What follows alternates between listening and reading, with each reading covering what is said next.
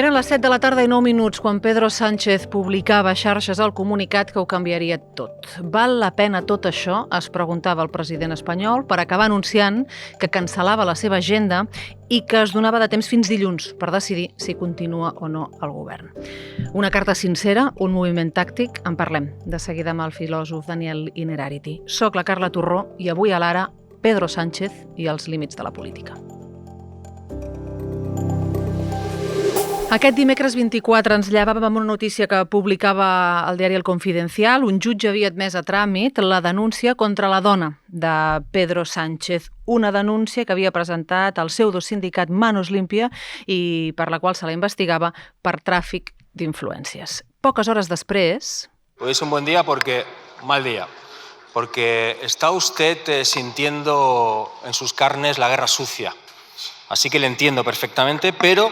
Le voy a hablar de una injusticia que hace ya demasiado tiempo que pasa. Hace 10 años que supimos que un ministro de Interior indigno, miserable, Fernández Díaz, se metía en un despacho a conspirar contra quienes no les gustaba como pensaban. Insisto en lo que he dicho, en un día como hoy, a pesar de todo, sigo creyendo en la justicia de mi país, en la autonomía, la independencia en su caso, en la separación de poderes, y lo que le puedo garantizar tanto a usted como al conjunto de la ciudadanía española es que en el momento en el que nosotros entramos en la Moncloa hace ya casi 6 años, salieron todas estas corrupciones que efectivamente avergüenzan a los demòcrates. Rostre seriós, molt seriós de Pedro Sánchez, que per la tarda sorprenia a l'oposició i al seu propi partit amb un escrit a xarxes on culpava a PP i a Vox de no acceptar el resultat de les eleccions, afirmant, literalment, es tracta d'una operació d'assetjament i d'enderrocament per terra, mar i aire per intentar fer-me defallir en la part política i personal, atacant la meva esposa. Es preguntava si val la pena mantenir el càrrec, ho podeu veure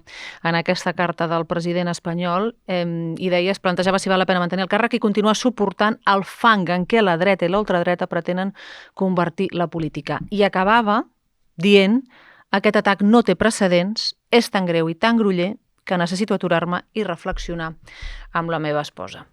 Daniel Innerarity, catedràtic de Filosofia Social y Política. ¿Qué tal? Muy buen día, muy buenos días. Buenos días, buen día, Carla. ¿Qué te parece? Sí, a pesar de todo. ¿Qué te parece este escrito de Sánchez? Bueno, me parece comprensible, me parece que es una llamada de atención sobre los límites de lo que nos podemos permitir en la conversación pública. Y me ha parecido muy miserable que se interprete como una maniobra táctica. Evidentemente los políticos están gestionando poder y es bastante, no, los políticos no son curas, no son profesores, no son banqueros, pero que una persona en un límite de resistencia personal apele a una reflexión colectiva y eso se ha interpretado como una maniobra, me parece muy, muy miserable. Y yo creo que el Partido Popular ha perdido una gran oportunidad de mostrar un perfil presidenciable si hubiera lanzado el mensaje de que entendía esa situación y lo hacía compatible con la crítica política equilibrada y justa que tiene todo el derecho a hacer y la obligación. Tú lo viste hace pocas semanas a Pedro Sánchez. Sí, yo...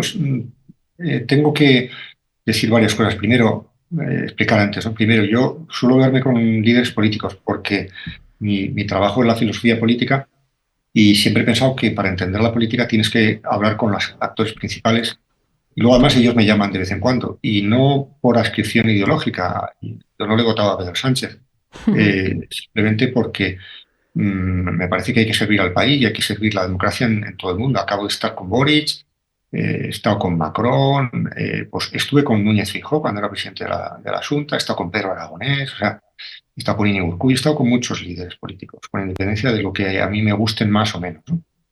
Y la segunda cosa es que yo no suelo contar esas conversaciones.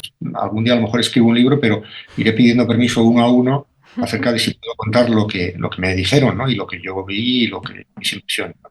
Pero en estos momentos he hecho una excepción, porque me ha parecido que el momento lo exigía, ¿no?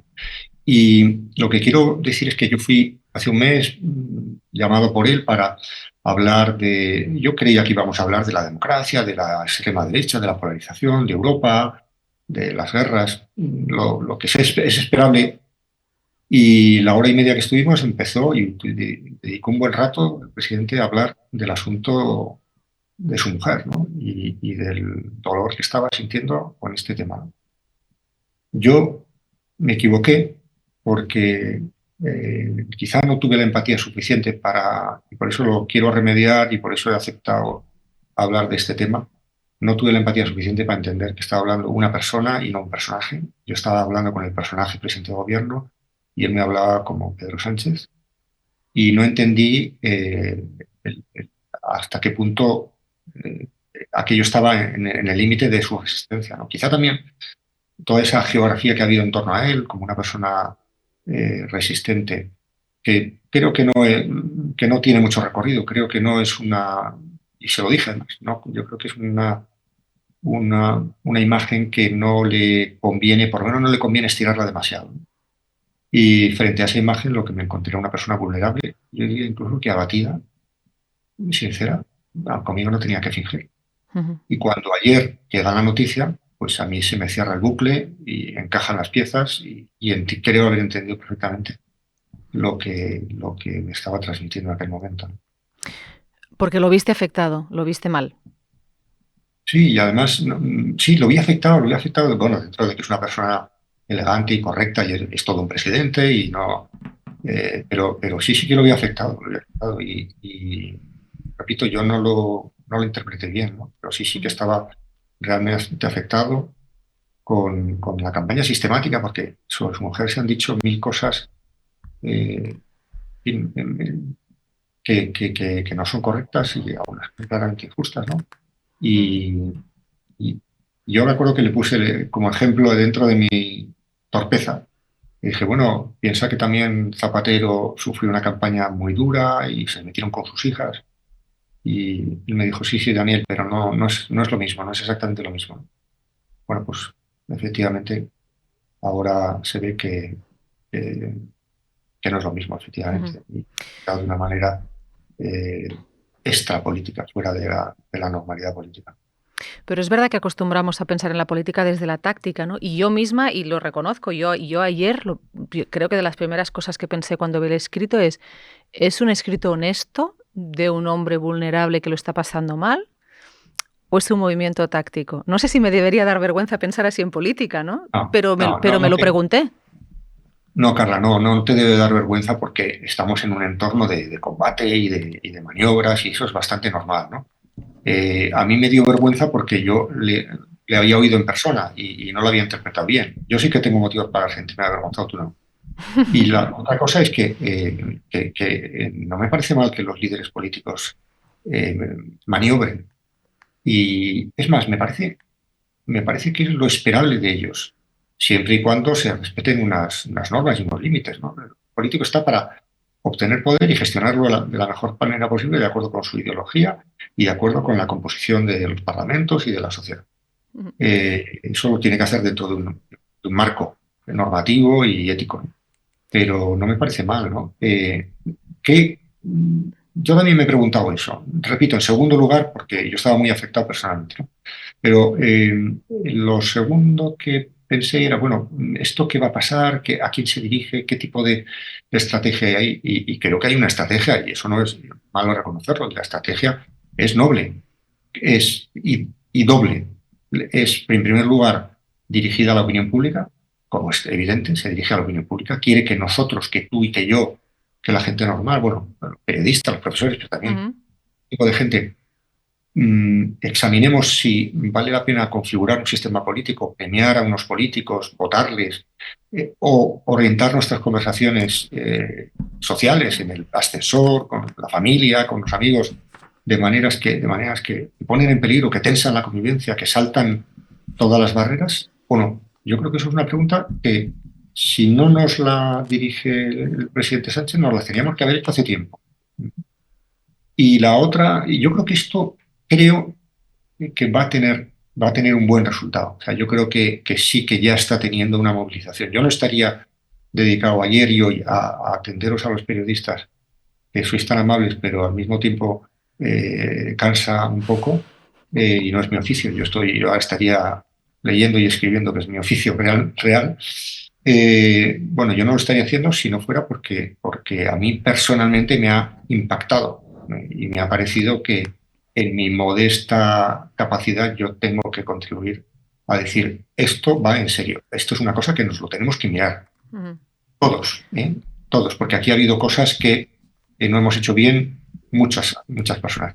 Y lo segundo, creo que el segundo objetivo es modificar el comportamiento del PP. En esto va a fracasar radicalmente. El PP no está en condiciones de fracasar. El PP solamente entiende lenguajes de victoria y de derrota. ¿Y es razonable plantearse si hay algo de verdad en esa denuncia contra su esposa? ¿Qué hay de verdad en eso que se ha denunciado? Bueno, yo no soy jurista y tampoco he investigado a fondo, pero lo que yo he leído en diversos medios me parece que aquello no tiene ninguna base jurídica. Bueno, la denuncia aceptada e investigada por un juez, creo que es una denuncia que no tiene ninguna base jurídica. Es literalmente ridícula. Los recortes de periódicos, ¿no? Hecha por un sindicato que fue el sindicato que se cargó el final de la carrera política de Juan María Atutxa, que además encima es amigo mío. Y yo viví aquello muy de cerca, hace muchos años ya, ¿no? Aquello tuvo el recorrido que tuvo, pero le hizo un daño personal enorme a una persona que llevaba toda su vida política metida en un coche blindado y con 4 intentos de atentado por parte de ETA, ¿no? Es decir, que no era una bobada, ¿no? Y luego ha habido este es el final de una serie de utilizaciones del Poder Judicial, de lo que ha habido muchas. Recuerdo el caso Atutxa, pero podríamos hablar en Cataluña. Tenéis una experiencia reciente de utilizaciones del Poder Judicial para interferir en el proceso político, no para otorgarle un marco regulativo, que todo eso lo aceptamos todos. Evidentemente tiene que haber un rule of law, todas estas cosas, una vigilancia constitucional, eso lo aceptamos todos, ¿no? El asunto es que esto ya no tiene que ver con la vigilancia constitucional. Podemos citar el caso de Podemos, el caso de Fernández Díaz y el espionaje a los líderes políticos. O sea, realmente que en estos momentos el foco se esté dirigiendo hacia una cosa que no tiene ninguna base y que además todos sabemos que no va a tener un gran recorrido, salvo un recorrido de sufrimiento y de desgaste político, yo creo que esto dice mucho del tipo de democracia que tenemos. Hoy me acordaba de uno de los casos precisamente que ahora justo no citabas, ¿no? Pero el de Mónica Oltra, que se ha archivado hace muy poco y que decía esto. Ens estan fulminant un a uno amb denúncies falses. Nos están fulminando uno a uno con denuncias falsas. Hay una batalla, no sé si de las togas judicial, ¿cómo lo analizas eso? Sí, que Mónica Oltra es otro personaje político con el que he tenido ocasión de estar y de intercambiar privadamente personales sobre la situación antes de que sucediera todo esto, ¿no? Pero efectivamente yo creo que todo al final es muy sencillo, ¿no? Hay combate político legítimo que tiene que ver con la discusión política, con la elección de los ciudadanos, la configuración mayoritaria de gobiernos, etcétera, etcétera. Y hay medios ilícitos de cargarse al adversario político. Y esto segundo debería impedirse, y hay muchas cosas que podemos hacer. ¿Qué podemos hacer? Porque iba a preguntar precisamente eso, ¿cómo se combate? Sí. Vamos a ver, de entrada hay una cosa genérica, que es el tipo de conversación que nosotros hacemos, desarrollamos, hasta qué punto premiamos estos comportamientos. Pero también hay cosas desde el punto de vista del proceso judicial, ¿no? O sea, yo creo que en estos momentos ya resulta más claramente insostenible la prórroga, por llamarlo de una manera demasiado benévola, de la interinidad del proceso del Poder Judicial. Si no hay solución europea, hay que buscar otro tipo de solución. Hay que revisar el asunto de la acusación popular. Creo que estamos dando un poder a los jueces, no a los jueces en general, sino a un juez aislado para que interfiera en el proceso político. Yo creo que en estos momentos el gran problema de la democracia española no es tanto la falta de sujeción al derecho, como puede ocurrir en ciertos populismos latinoamericanos, ¿no? que se saltan la primacía del derecho y las garantías constitucionales, sino exactamente el contrario, que al final resulta siendo lo mismo, ¿no? Un poder judicial que en buena medida, no quiero generalizar por encima de lo conveniente, en buena medida se inclina o es utilizado por la derecha para hacer la política que la derecha no es capaz de hacer por procedimientos ordinarios. Y luego hay otro gran tema que a mí me preocupa mucho, y es que en el fondo